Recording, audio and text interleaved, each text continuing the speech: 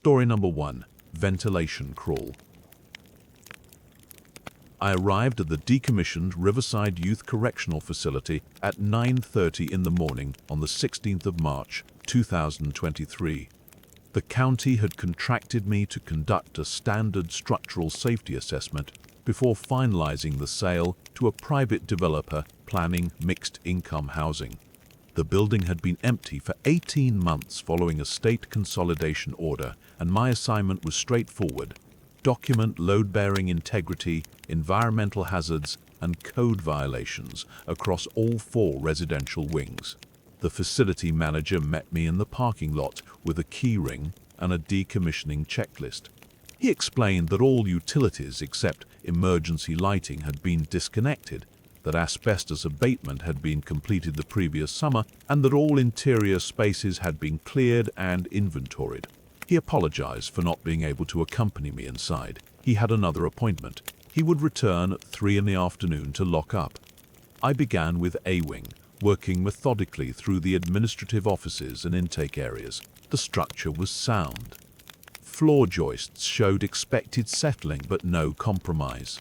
I documented water damage in 2 locations and noted several areas where institutional fixtures had been removed improperly, leaving wall cavities exposed.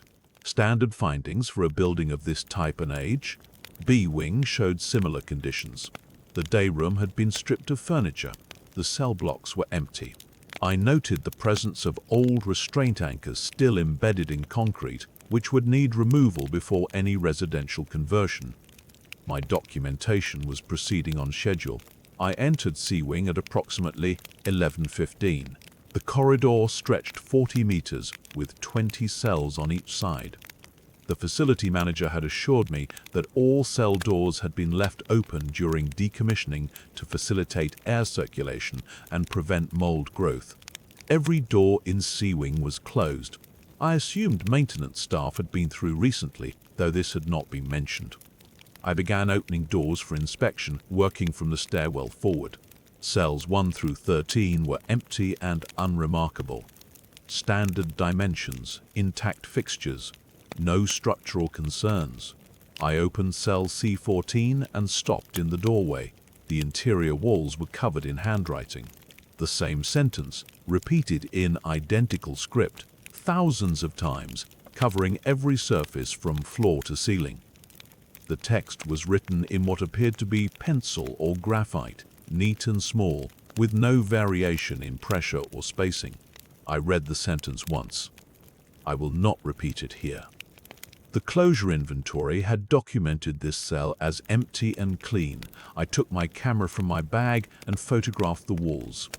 When I reviewed the images on the display screen, they showed only blank concrete. I deleted them and tried again with my phone. The same result, bare walls in every frame. I could see the writing clearly with my eyes. Neither device would capture it. I stepped back into the corridor and checked my equipment. Both the camera and phone functioned normally when I photographed the hallway, the floor, my own hand. I returned to cell C14. The writing was still there. I took 6 more photographs. All showed empty walls. I made notes by hand instead and continued my inspection. When I reached cell C20, I looked back down the corridor. Every door I had opened was closed again. I had left them open. I was certain of this. My procedure requires it for air quality monitoring. From somewhere below me, I heard a voice calling out numbers. 1, 2, 3, 4. A pause. 5, 6, 7. The cadence was institutional. A count procedure. I recognized it from my previous work inspecting active correctional facilities. The voice continued through 23, stopped, then began again from 1. I was alone in the building. The facility manager had left. No maintenance staff had been scheduled. I returned to the stairwell and descended to B-Wing. The voice had stopped. The corridor was silent. I walked to the day room, which I had inspected less than an hour before. The space was no longer empty. Chairs had been arranged in a circle near the windows. A checkers game sat on a small table, pieces positioned mid-play. A paper cup stood on the windowsill, half filled with water that had not evaporated. The dust patterns on the floor showed no footprints, no disturbance. The layer was uniform and thick, consistent with 18 months of abandonment. I did not touch anything. I took photographs. The images showed the furniture, the game, the cup. My equipment was functioning correctly now. I completed my inspection of B-Wing and proceeded to D-Wing without incident. My findings there were consistent with the other sections. Sound structure, standard deterioration. At 2:45 in the afternoon, I returned to the main entrance and waited for the facility manager. He arrived on schedule. I informed him that I would need an additional day to complete my assessment and requested access to decommissioning records, specifically the final walkthrough documentation and any maintenance logs from the past 6 months. He said he would arrange it. I did not return the following day. Instead, I completed my report that evening and submitted it to the county the next morning. I classified the facility as structurally unsound due to environmental instability and recommended immediate demolition rather than sale. I cited the presence of biological hazards that would exceed remediation cost projections and noted that the building's institutional history made it unsuitable for residential conversion regardless of structural integrity. The county accepted my report without question. The developer withdrew their offer. Demolition was scheduled and completed 4 weeks later. I was not asked to provide additional documentation or clarification. 3 days after I submitted my report, my supervisor called me into his office. He thanked me for my work on the Riverside assessment and informed me that I was being reassigned exclusively to commercial projects. He explained that my skill set was better utilized in that sector and that residential institutional work was no longer appropriate for my portfolio. The reassignment was effective immediately. I have not been inside a correctional facility since. My supervisor's assessment remains in my personnel file.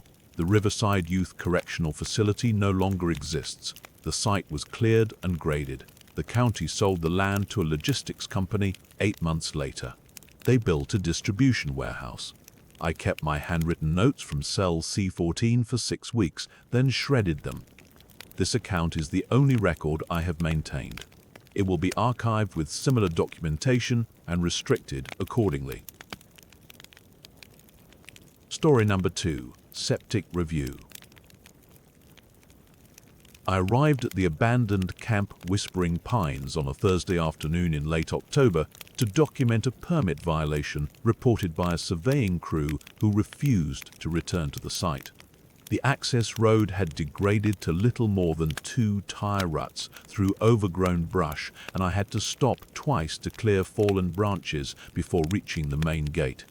The chain across the entrance showed rust consistent with decades of disuse, but the padlock opened easily when I applied the master key from the regional office. The main lodge stood at the center of a clearing surrounded by 12 small cabins arranged in a horseshoe pattern. I parked near the lodge steps and conducted an initial visual survey. The structures showed expected weathering for buildings closed since 1978, but the grounds were unusually clear of debris. I noted this in my field tablet, along with the ambient temperature of 51 degrees and light cloud cover. Inside the main lodge, I found signs of recent occupancy that contradicted the site's official status. The stone fireplace contained ash that left gray residue on my glove when I touched it. A pot sat on the propane stove in the kitchen area with approximately 2 cups of water inside, and when I placed my palm near the base, I felt residual warmth. On the long tables in the dining area, I found children's drawings executed in crayon on paper that showed no yellowing or brittleness. Each drawing depicted standard camp activities: canoes on a lake, a flagpole, children holding hands in a circle. The dates written in the corners ranged from the previous Monday through Wednesday of the current week. I photographed each drawing and bagged 3 as samples. My documentation protocol required a full structural survey before collecting evidence of unauthorized occupancy, so I proceeded to the cabin inspection phase. I walked the horseshoe pattern clockwise, beginning with cabin 1 nearest the lake access trail. Every cabin door stood open. I measured the angle of the first door with the folding ruler from my kit and recorded 47 degrees. At cabin 2 I measured again and found the same angle. By cabin 5 I had measured each door 3 times using different reference points. All stood open at exactly 47 degrees from the frame. I photographed the measurements and noted that the hinges showed no signs of deliberate positioning or blockage. The interiors were empty except for built-in bunk frames and a few metal lockers. I found no sleeping bags, no personal effects, no trash. The floors were dusty but not heavily so. In cabin 4 I discovered a spiral-bound notebook on the single desk near the window. The cover read, "Counselor Log" in faded marker. I sat on the desk chair and opened the notebook. The entries began in June of 1976 with notes about swimming lessons and rainy day activities written in blue ballpoint pen. The handwriting changed every few pages, presumably as different counselors took over the logging duties. The entries continued through August of 1976, then stopped. On the next page, dated in July of the previous year, the entries resumed in a different hand using black ink. These described morning flag ceremonies, archery practice, and a talent show. The children's names listed did not repeat across the different time periods. I photographed 15 pages and noted that the paper quality remained consistent throughout, despite the decades-long gap. The most recent entry was dated the previous Wednesday. It described a nature hike and mentioned 12 campers by name. The handwriting matched none of the earlier entries. I placed the notebook in an evidence bag and sealed it. At approximately 1600 hours, I exited cabin 4 and began walking toward cabin 5. All 12 cabin doors closed simultaneously. I heard no wind. The sound was uniform, 12 identical clicks of latches catching. I stopped walking and listened. The forest around the camp was silent in a way I have learned to notice during backcountry work. No birds, no insect sounds, no rustling. A bell rang from the direction of the mess hall, which I had not yet inspected. The tone was clear and sustained, like a handbell rung for announcements. Then I heard children singing. The melody was simple, the kind used for camp songs, but I could not distinguish words. The voices numbered more than a dozen and came from inside the mess hall building, which I could see clearly from my position. The windows were dark. I returned to my vehicle and attempted to reach my supervisor on the radio. The transmission went through, but instead of my supervisor's voice, I heard my own voice speaking back to me. The delay was approximately 7 seconds. The voice said things I had not said. It described walking to the mess hall. It described opening the door and seeing the tables set for dinner. It described children turning to look at me. I released the radio transmit button and the voice stopped. I made no attempt to approach the mess hall. No protocol I had been trained to follow addressed the situation adequately. I gathered my field tablet and evidence bags from the vehicle and carried them to the main lodge. I placed all documentation on the dining table, including my written notes, the photograph drawings, and the counselor log. I left my radio on the table as well. I walked to my vehicle, drove to the access gate, and secured the chain with the padlock. I drove directly to the district office without stopping. The trip took 1 hour and 43 minutes. I did not listen to the radio. My supervisor reviewed my verbal report and made several phone calls I was not present for. Within 2 hours, I was asked to write a brief summary for administrative purposes. I was told the property would be transferred to federal jurisdiction and that my field documentation would be handled through a separate chain. I was reassigned to desk duties processing timber harvest permits for the remainder of the season. The surveying crew's original report was reclassified as a mapping error related to outdated coordinate systems. I saw the amended paperwork myself when it came through for filing. camp. Whispering Pines no longer appears on the current topographical surveys issued by our office. The access road is marked as a discontinued trail. I have not been asked about the incident again, and my field notes were never returned to me for my personal files. Story number 3. Cable fault. I was dispatched to a cable junction beneath Market Street at 11:30 on a Tuesday night after automated sensors flagged a voltage drop in a trunk line feeding 3 city blocks. The call came through while I was finishing paperwork at the depot, and I took the van out alone since it was classified as routine diagnostics. I had been working underground infrastructure for the city electrical department for 9 years at that point, and voltage anomalies in the older downtown sectors were common enough that I kept a standard kit ready. The access hatch was already open when I arrived, which violated protocol since only authorized personnel carry the master keys and no other crew was logged for that sector. I checked my dispatch tablet twice to confirm I had the correct location. The hatch cover was pushed aside, not lifted with the proper tool, and there were no vehicles parked nearby. I called it in to dispatch and was told to proceed with caution but continue the inspection. They confirmed no other crews were in the area. I descended the ladder and found the junction chamber empty except for standard equipment, but my radio immediately lost signal despite being rated for underground operation.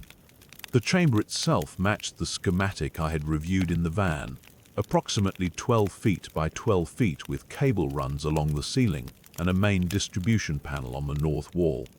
I tested the radio twice, then switched to my backup handset, which also showed no signal.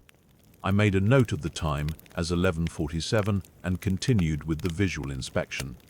The cable I was sent to inspect showed no damage, but I noticed moisture on the concrete floor leading toward a maintenance tunnel that should have been sealed in 1997.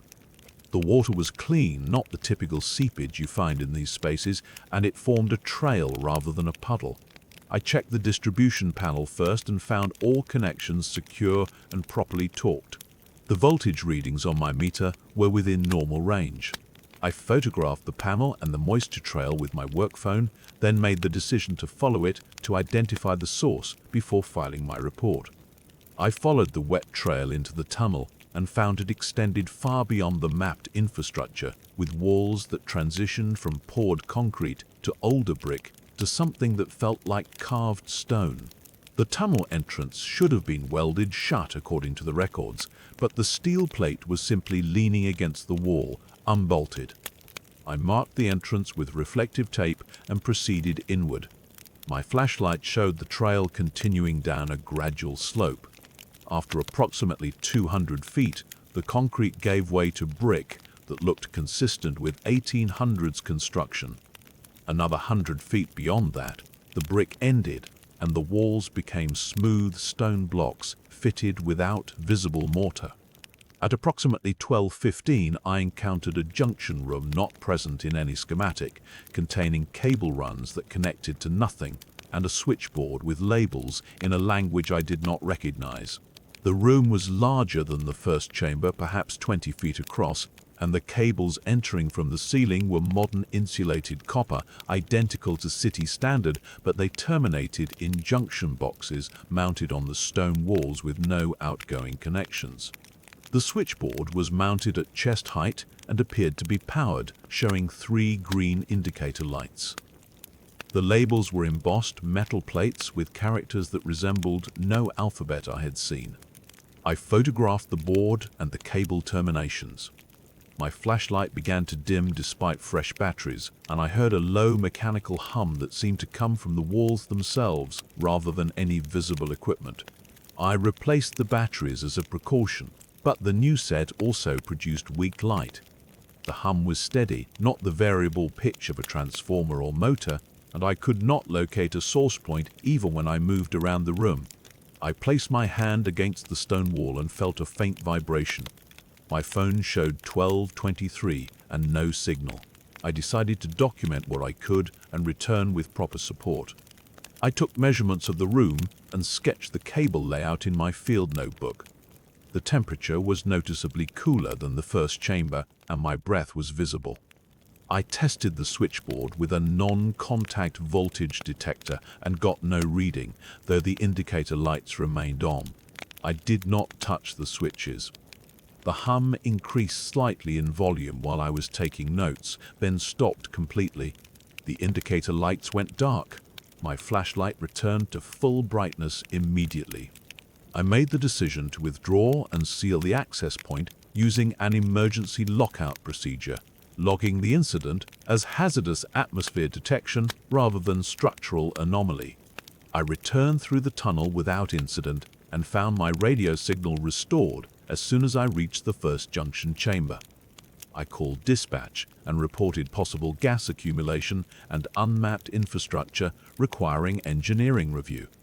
I used the lockout kit from my van to secure the hatch with a red tag and posted the location as restricted access. The voltage drop resolved itself within 20 minutes of my exit, and the sector was reclassified as restricted maintenance pending environmental survey.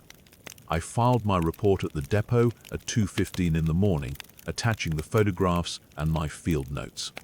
I was instructed to leave my phone and camera with the supervisor for data transfer. The photographs were not returned with the device 3 days later when I retrieved it. My field notes were copied and the originals were retained for the engineering file. I was reassigned to service operations the following week and instructed to submit my access credentials for standard rotation review. The reassignment was described as routine scheduling adjustment. I did not request clarification. The Market Street junction was listed as closed for structural assessment on the department board for 6 weeks, then removed from the active maintenance roster entirely. I have not been dispatched to that sector again. The incident file was marked resolved and archived under infrastructure documentation review.